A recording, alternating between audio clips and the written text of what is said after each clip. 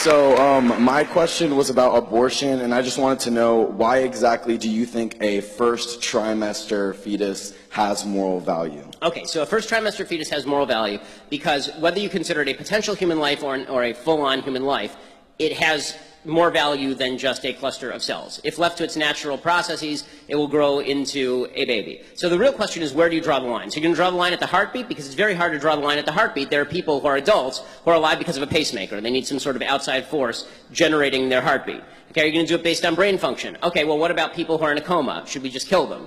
Right? The problem is, anytime you draw any line other than the inception of the child, you end up drawing a false line that can also be applied to people who are adults.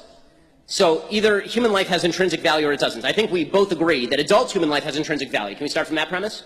I believe that sentience is what gives something moral value, not necessarily being a human alone. Okay, because, so when you're asleep, can I stab you?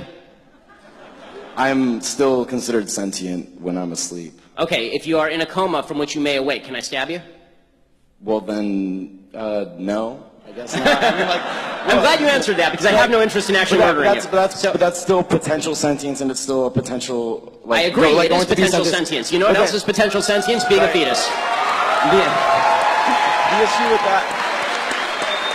The issue I have with that, though, is that if I'm in a coma and I'm not like doing anything to anyone, I'm not causing any issues amongst the world. Whereas an unwanted child may or may not be a burden to people. Okay, well, there are lots of people who are unwanted, right? I mean, there are lots of people's parents who are unwanted, right? We're a bunch of college students.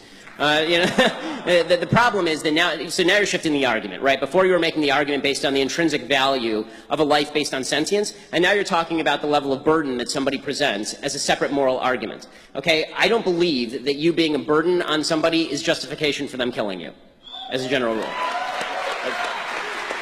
I'll leave it at that, but I appreciate you and thank you. No, thanks.